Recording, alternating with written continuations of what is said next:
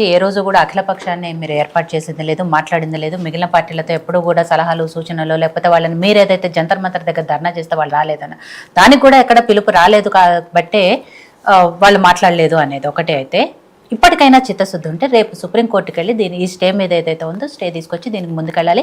అప్పుడే చిత్తశుద్ధి ఉన్నట్టు బీసీలకు న్యాయం జరుగుతున్నట్టు ఉంది. మొదటి నుంచి కూడా వాళ్ళు చెప్తూనే ఉన్నారు జీవోల వల్ల సాధ్యమయ్యేది కాదు, ఇది చట్టపరంగా జరిగితేనే తప్ప. అఫ్కోర్స్ దానికి బాధ్యత మీది అండ్ బీజేపీది కాబట్టి.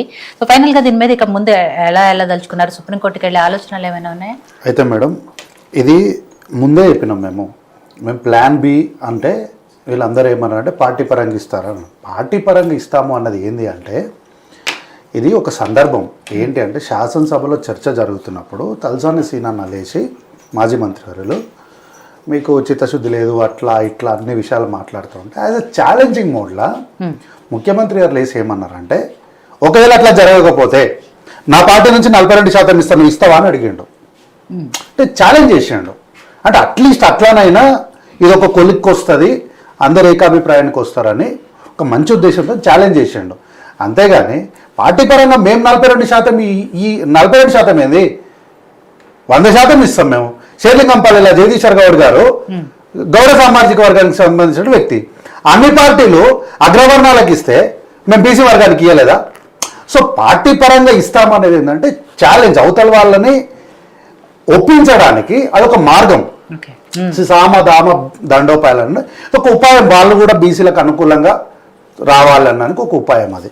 అయితే సరే నేను ఈ చర్చలో నేను బీజేపీని కానీ బీఆర్ఎస్ని కానీ రాజకీయ పార్టీలను కానీ రాజకీయ విమర్శలకు నేను తెరలేపను. నేను ఒకటే రిక్వెస్ట్ చేస్తా, ఏంటి అంటే మంచికో చెడుకో ఇప్పుడైనా సరే సహకరించండి. ఎక్కడ తప్పు, ఇప్పుడు మనము మనుషులుగా ఏది 100% చేయలేము. సో అదే అన్నారు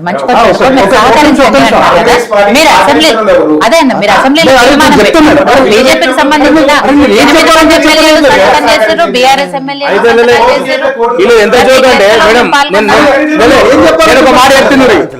సహకరించింది ఏంటంటే ఇది 8 మంది ఓటేస్తారు, ఢిల్లీలో కూర్చొని రామచంద్ర అన్ననేమో మాకు ఈ బిల్లు మేము తిరస్కరిస్తాం. ఎగ్గితే సహకరించకపోవడం అంటే అవునా? అట్లా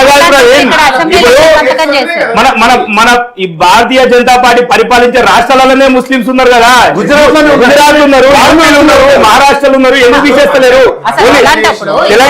తెలంగాణలో ఎందుకుంది? సంతకాలు ఎట్లా చేశారు? 8 మంది అప్పుడు తెలీదా ముస్లింలను చేర్చారు? ఇంకొక దౌర్భాగ్యమైన విషయం ఏంటంటే మాట్లాడిన తర్వాత అయితే మనం 100% ఏది కూడా పూర్తిగా చేయలేము. అందరి సహకారం అవసరం. ఎక్కడైనా మీకు ప్రభుత్వం దగ్గర నుంచి కానీ కాంగ్రెస్ పార్టీకి మీరు ఏం చేయకండి అబ్బా, కాంగ్రెస్ పార్టీకి మీ సహాయ సహకారాలు ఇసుమంత మేలు మాకేమొద్దు, నిందలేమనంటే మోస్తాం. కానీ ప్రభుత్వానికి బీసీల పక్షాన వాళ్ళు మంచి కోరి ఎక్కడైనా ఉంటే అన్నయ్య ఇక్కడ ఈ పాయింట్ చేస్తే మంచి జరుగుతుందని ఆ విషయమేమో చెప్పండి. తప్పు చేస్తున్నారు కాదు, ఆ తప్పు ఏంటో చెప్పండి, ఆ పాయింట్ చెప్పండి అంటున్నాం. అది ఎవరు చెప్పారు? అయితే 3 దఫల్లో చర్చ జరిగింది అని మిత్రులు దత్తన్న అన్నాడు. సరే కరెక్ట్, ఓకే. 3 దఫాల్లో చర్చ జరిగిందన్నాడు. గుడ్డికో ఎట్లో అట్లా చర్చకు తీసుకొచ్చిండు, తల వంచిండు రేవంత్ రెడ్డి గారు, దీని చర్చలోకి తెచ్చిరని వారు చెప్పారు. ఓ ఎస్ కరెక్ట్గానే చెప్తున్నాను నేను కూడా. ఎట్లో అట్లా చేసినాం కదా, సో మీ సహకారం మాకు అవసరమని మేము చెప్తున్నాం. అయితే మీరు చేశారు కానీ ఒక రెడ్డి ఏమో జీవో ఇస్తాడు, ఇంకో రెడ్డితో కేసులు వేపిస్తాడు. మేడం ఇప్పుడు ఒక నిమిషం మేడం, ఇప్పుడు రెడ్డి అని ఉన్నంత మాత్రాన వాళ్ళందరూ రేవంత్ రెడ్డి మాట వింటారని ఏం లేదు. ఇప్పుడు మందకృష్ణ మాది గారు ఉన్నారు, మందకృష్ణ మాది గారికి ఇంకొక మాదికకు ఇప్పుడు మందకృష్ణ మాదికి చెప్పిన మాటలే అన్ని మాదిగలు వింటారా? వేరే వాళ్ళు వాడేంది వాన్ మాట ఏంది అని లేరా? అట్లానే మా సీనాన్ని ఉన్నాడు, మా సీనాన్ని ఎట్లయితే అట్లనే వింటారా అందరూ? వ్యతిరేకించడం లేరా? ఇప్పుడు మా కేసీఆర్ గారు ఉన్నారు, వెలమ సామాజిక వర్గము, అట్లా అని చెప్పి వెల్మోలు మొత్తం కేసీఆర్ మాటనే వింటారా? అందరు కేసీఆర్ ఎట్లా అంటే అట్లనే పోతారా? అట్లా కాదు కదా. అవునండి, ఈ రాష్ట్రంలో రేవంత్ రెడ్డి గారు అధికారంలోకి రావడానికి అందరు రెడ్లు సహకరిస్తారు. రెడ్డి ప్రశాంత్ రెడ్డి గారు ఎట్లా గెలిచారు? మల్లారెడ్డి గారు ఎట్లా గెలిచారు? నేనేమంటా అంటే ఇప్పుడు రెడ్డిలది ప్రస్తావన ఇస్తే ఏ కులం కూడా ఒక మాట మీద ఉండదు, కానీ కనీసం కాంగ్రెస్ పార్టీలో గెలిచిన ఎమ్మెల్యే రెడ్లన్నా కనీసం మీడియా ముందుకు వచ్చి ఎందుకు విన్నపించలేదు? ఓ రెడ్డిలారా ఇట్లా చేయొద్దు, మన బీసీలు ఉంటారు, రేపు మాకు ఎమ్మెల్యే లేచి మేము గెలిపిస్తేనే రెడ్డిగా మేము ప్రాతినిధ్యం ఉన్నాము అని చెప్పి ఎందుకు కనీసం ఒక ప్రకటన చేయలేకపోయారు? ఇప్పుడు మేము అధికారంలో ఉన్నాం మేడం, మాకు ఒక ప్రొసీజర్ ఉంటుంది. ఏమంటున్నా, తర్వాత ఒక సిస్టమ్ పైన నడుస్తూ ఉంటుంది ప్రభుత్వం అనేది. సో ఎవరు ఇష్టం వచ్చినట్లు వాళ్ళు ప్రభుత్వంలో ఉండి మాట్లాడలేరు. ప్రభుత్వానికన్నా ఒక సిస్టమ్ ఉంటుంది. కోమటిరెడ్డి రాజగోపాల్ రెడ్డి గారు ఆయన పదవి కోసం ఏదైనా మాట్లాడారు? అదే ఎవరు? కోమటిరెడ్డి రాజగోపాల్ రెడ్డి. ఇప్పుడు అది పార్టీకి సంబంధించిన విషయం మేడం.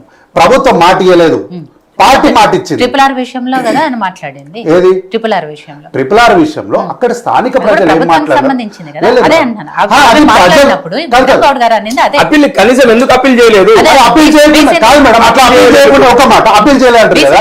అట్లా అప్పీల్ చేయకుండా ఇంతకుముందే మా అన్న అన్నాడు, విక్రమ్ అన్న అన్నాడు, ఏంది ముఖ్యమంత్రి గారు అందరినీ పిలుచుకున్నాడు అని. అరే పెద్ద మనిషిగా ఉన్న వాళ్ళందట్లా ప్రభుత్వ అధినేతగా రేవంత్ రెడ్డి గారు అప్పీల్ చేస్తున్నాడు కదా, ఇంకా మళ్ళీ ఒక్కొక్కరు అప్పీల్ చేయడం ఏంది? అందరి పెద్దన్నగా మా పార్టీ నాయకుడిగా నాయకుడే అప్పీల్ చేస్తున్నాడు. ఇంకా ఏంది? ఇప్పుడు ఆ రెడ్డి జాగృతికి ఎంకెళ్ళి ఫండింగ్ ఇచ్చేదంతా అన్ని పార్టీలు ఉన్న రెడ్డిలే. మరి అన్ని పార్టీలను రెడ్డిలు ఎందుకు అప్పేస్తారు? మనం చేయొద్దురా, బీసీల జోలికి పోతారు, బీసీలు ఓట్లు వేస్తారు, ఎమ్మెల్యేలను కాదు, ఎంపీలను బీజేపీ అప్పీల్ చేయలేదు, కాంగ్రెస్ ఉన్న రెడ్డిలు అప్పీల్ చేయలేదు, బీఆర్ఎస్ ఉన్న రెడ్డిలు అప్పీల్ చేయలేదు. ఆర్ కృష్ణ గారు కూడా ప్రభుత్వం తొందరపాటు చర్యల వల్లే ఇవాళ ఈ పరిస్థితి వచ్చిందని ఆయన కూడా మాట్లాడుతున్నారు. మరి నిన్నటి వరకేమో ఆయన కేసులో ఇంప్లీడ్ అయితే ఆ ప్రభుత్వం కాంగ్రెస్ పార్టీ చిత్తశుద్ధం పనిచేస్తున్నారు. అంటే నేనేమంటున్నా, అందుకే అంటున్నా, ఇప్పుడు మనం ఇక్కడ నీ తప్పు అని నేను చిత్తశుద్ధితోనున్నా, నేను మిస్టర్ క్లీన్ అని చెప్పుకునే ప్రయత్నం చేయొద్దు. నేనేమంటున్నా, ఎవరో ఒకరు ఒక ముందడిగేసిండ్రు, దానికి అందరు సహకరించడనే చెప్తున్న. రాజకీయ భేదాలకు తెరలేపనని అందుకే మొదట అన్నా నేనేమంటున్నా, ఎవరో ఒకరు ముందడిగేసిరు. ఇప్పుడు మా దత్తాన్ని ఏమన్నాడు, ఏదో ఒక దానికి తల వంచిండు అన్నారు కదా, ముఖ్యమంత్రి తల వంచిండు అన్నారు కదా. ఓకే, తల వంచిండో ప్రెషర్ ఏదో ఒకటి ఒక అడుగు ముందు పడుతుంది కదా. సో ముందు పడేటప్పుడు ఇంకొంత చేయుతను అందించండి అని నేను అప్పీల్ చేస్తున్నా, రిక్వెస్ట్ చేస్తున్నా. నేను ఎట్లాంటి విమర్శలకు నేను తావిస్తలేను ఇక్కడ. అయితే నెక్స్ట్ స్టెప్ ఏం చేయబోతున్నారు మరి? అదే నేనేమంటున్నా, ఇప్పుడు ఈరోజు హైకోర్టులో స్టే వచ్చింది. ఎక్కడన్నా ప్రభుత్వం కానీ ముఖ్యమంత్రి గారు కానీ సరే స్టే ఉంది కదా తర్వాత చూద్దామన్నారా? లేదు కదా. సుప్రీంకోర్టుకి వెళ్ళరు అని మీరు ఎట్లా చెప్తున్నారు? ఆల్రెడీ దీనిపైన నిన్ననే వ్యాఖ్యలు వచ్చినాయి. సుప్రీంకోర్టుకు వెళ్ళే యోచనలో రాష్ట్ర ప్రభుత్వం ఉంది అని నిన్న మనందరం వార్తల్లో చూడలేదా? వార్తల్లో చదవలేదా? వార్తాపత్రికల్లో మనం చదవలేదా? కాబట్టి రాష్ట్ర ప్రభుత్వము ముందడిగేయడానికి సిద్ధంగా ఉంది. కాబట్టి నేనేమంటున్నా, ఈరోజు ఇక్కడ స్టే వచ్చింది అన్నగారు అంటారు లైవ్లో కోర్టు, నేనైతే చూడలే అన్న చెప్పిన ఎందుకు స్టే ఇస్తున్నారు చెప్పకుండా జడ్జి గారు వెళ్ళిపోయారు అని అంటున్నారు. కనీసం ఈ పాయింట్ పైన ఎందుకు ఇస్తున్నామో స్టే అని చెప్పి వెళ్ళిపోయారు, ఎందుకు ఇస్తున్నామో చెప్పలేదని అంటున్నారు, ఇన్పుట్ చెప్పలేదు అంటారు. కనీసం ఈ పాయింట్ పైన రేపు మేము ప్రభుత్వంగా, కాంగ్రెస్ పార్టీ కాదు, ప్రభుత్వంగా సుప్రీంకోర్టుకి వెళ్ళినప్పుడు మాతో పాటు ఎక్కడైనా ఏవైనా లోపాలు కానీ లేకపోతే బలహీనతలు కానీ ఏదైనా బ్యాక్లాగ్ పాయింట్స్ ఉంటే వాటిని సపోర్టింగ్ పాయింట్స్, ఆ పాయింట్ ఏంటో చెప్పడం ద్వారా బీసీలకు మనము మంచి చేసిన వాళ్ళం. అయితే మేడం, రేవంత్ రెడ్డి గారు ఉండడం వల్లనే రెడ్లందరూ ఇట్లా అని మా పైన ఆరోపణ చేస్తున్నారు కదా. అట్లాంటి ప్రతిపక్ష నాయకులు వెల్మ కమ్యూనిటీ కదా, అట్లా అని చెప్పి వెల్మ కమ్యూనిటీ అంత ఒకటని మనం చెప్పలేము. కాబట్టి కమ్యూనిటీ ట్యాగ్ ఉన్నంత మాత్రాన దాన్ని దయచేసి తీసుకొచ్చి ఒక వ్యక్తికి ఆపాదించొద్దు అన్నది రిక్వెస్ట్. అయితే ఒక టూ పాయింట్స్ మేడం. అయితే మాకు ఇన్విటేషన్ ఇవ్వలేదు అని అన్నారు. సో నేను ఏమంటున్నా అంటే, ఇది ఇన్విటేషన్ ఇచ్చే సందర్భం కాదు, బాధ్యతకు ముందుకు రావాల్సిన సందర్భం. కాబట్టి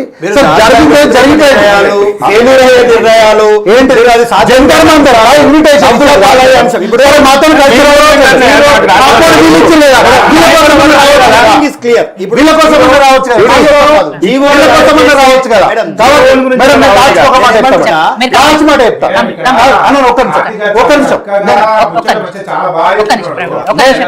రాజకీయ ఆరోపణలు చేస్తే ఎంత రాజకీయ ఆరోపణలు చేయదలుచుకోలేదు, దీన్ని మంచిగా ముందుకు తీసుకెళ్ళాలి. నేను ఒకటే మాట చెప్తాను మేడం, ఒకటే మాట మేడం. అదే ఇప్పుడు బీజేపీ వాళ్ళు మాట్లాడుకుంటూ చాలా విషయాలు కాళేశ్వరం విషయంలో రాజకీయ విమర్శలు చేయమంటాడు. మేడం నేను అందుకే రాజకీయ విమర్శలు చెయ్యను అని అందుకే సమాధానం లేకుండా మాట్లాడారు.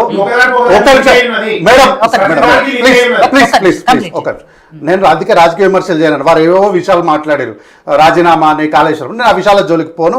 అది ఇంకోసారి నేను ఖచ్చితంగా సమాధానం చెప్తా. అయితే రెండో విషయాలు మేడం, ఆగస్టులో మేము అడ్జైన్మెంట్ మోషన్ ఇస్తే ఓం బిర్లా గారు స్పీకర్గా దాన్ని తిరస్కరించారు.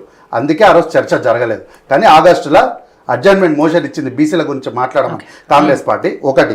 రెండోది, భారతదేశము వ్యవస్థలు తీర్పుల పైన ముందుకెళ్ళవు.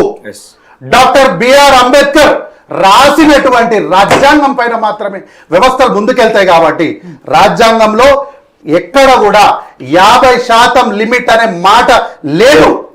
33% తగ్గకుండానుంది తప్ప మించకుండా ఎక్కడ లేదు. కాబట్టి తప్పకుండా 42% అనేది సాధ్యమే, అమలు అవుతుంది. ఈ రోజు కాకపోయినా రేపైనా సరే ఖచ్చితంగా వారికి అమలు చేస్తాం. మా చిత్తశుద్ధి దయచేసి శంకించదు, మాతో సహకరించమని మిమ్మల్ని రిక్వెస్ట్ చేస్తున్నాం. చాలా వినమ్రంగా డిబేట్ లో బీఆర్ఎస్ పార్టీ సహకరించాలా, ఇది చాలా జెన్యూన్ అంశం అని అంటా ఉన్నాడు. ఇవాళ అధికారంలోకి రావడం కోసం మీరు రాజకీయ ఎజెండాగా ప్రకటించుకున్నటువంటి అంశం. రాజకీయ ఎజెండాలో కామారెడ్డి డిక్లరేషన్ లో 42% రిజర్వేషన్లు ఇస్తామని బీఆర్ఎస్ పార్టీ ప్రగల్భాలు పలకలేదు. అదే చెప్తా ఉన్నా, 33% అయినా 18% అయినా మీలాగా అసాధ్యం. ఇవి ఎందుకు అసాధ్యమైనటువంటి అంశాన్ని సుసాధ్యం చేయడం కోసం బీసీలను నమ్మించి 42% రిజర్వేషన్లు ఇస్తామన్నటువంటి మాట మీద మీరు కమిట్మెంట్తో ఉండాలి. మీ కమిట్మెంట్లో లోపాలున్నాయి, మీ ప్రయత్నంలో లోపాలున్నాయి. మీరు చట్ట వ్యతిరేకంగా పోతా ఉన్నారు. మీరు చేస్తున్నటువంటి అంశాల్లో మొట్టమొదటిసారిగా డైరెక్ట్గా 37% రిజర్వేషన్ బీసీలు ఉన్నారు అని మీకు మీరుగా డిసైడ్ చేసుకొని బిల్లు పెడితే ఎట్లా మేము ఆమోదిస్తాం? మీరు చెప్పండి, ఎట్లా మద్దతు ఇస్తాం చెప్పండి. తర్వాత కమిషన్ వేయాలి.